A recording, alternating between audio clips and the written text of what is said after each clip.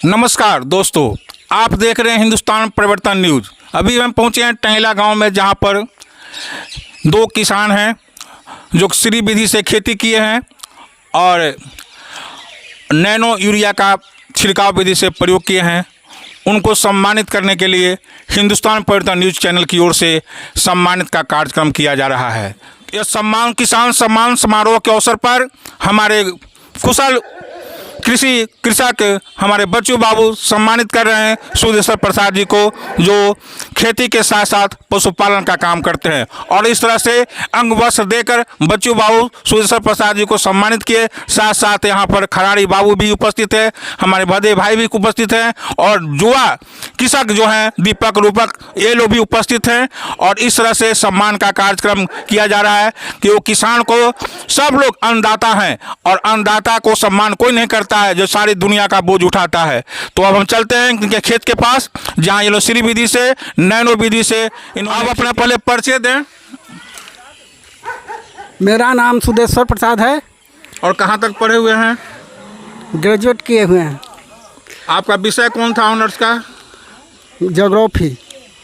और आपने सुने कि आप टीचर ट्रेनिंग भी कर रहे थे, लेकिन बीच में ही छोड़कर खेती में आ गए। जी हाँ, टीचर ट्रेनिंग कर रहे थे, बीच में खेती करने की खेती बहुत डिमांडोल चल रहा था। और खेती को आप उद्योग का दर्जा देने का प्रयास किया, पढ़े लिखे किसान हैं जी।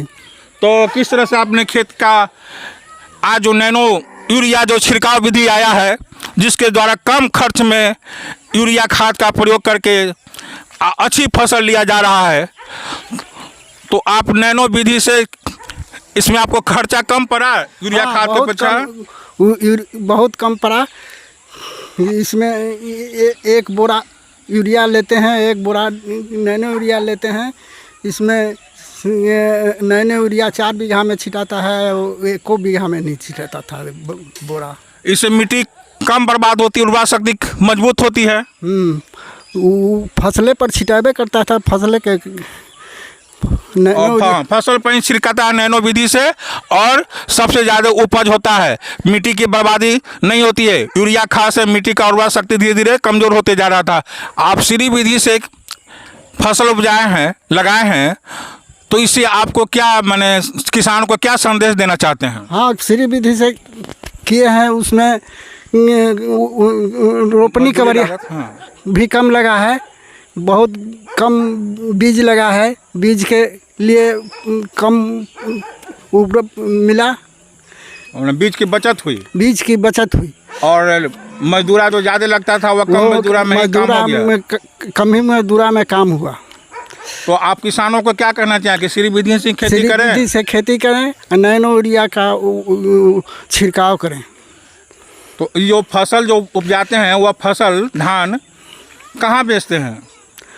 फैक्स में बेचते हैं। पैसा नगद मिल जाता है कि बाद में? नगद नहीं मिलता है, बाकी खाता पर चलाता है पैसा। इससे किसानों की आर्थिक स्थिति अच्छी हुई है। हाँ, आर्थिक स्थिति बहुत अच्छी हुई है। और महिलाओं को जो धान उसीने का सब जो समस्या था वो भी ख़त्म हो गया सर, क्योंकि बहुत ज़्यादा जलावन की जरूरत पड़ता था। हाँ, वो सब ख़त्म हो गया।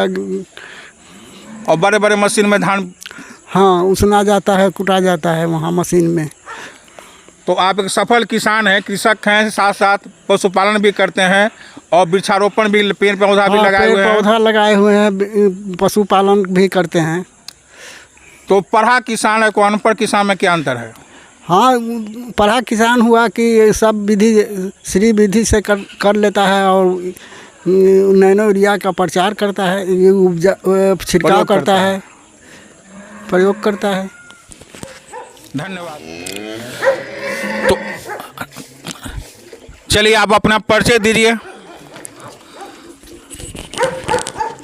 हम टंगला अनिल कुमार उर्फ टुनटुन शर्मा, और छोटी टंगला, पोस्ट अमरपुरा, नवतपुर, पटना। कहाँ तक पढ़े हुए हैं? BA।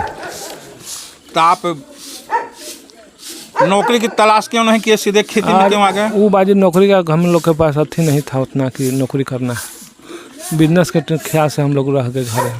आज बहुत से किसान जो हैं खेती पट्टा पर लगाकर घर में ताला बंद करके शहर की ओर भाग गए हैं। लेकिन आप नई पीढ़ी को क्या कहना चाहिए कि खेती से जुड़े रहे कि नहीं जुड़े रहे? हाँ हाँ, खेती उद्योग का दर्जा है, सभी लोग खेती करें और आगे फायदा ही है, घाटा थोड़ी है। खेती किस विधि से करें? हाँ, सीरी विधि से खेती कीजिए, गेहूँ सीरी विधि से कीजिए, नैनो यूरिया का उपयोग कीजिए और आगे बढ़िए। धन्यवाद।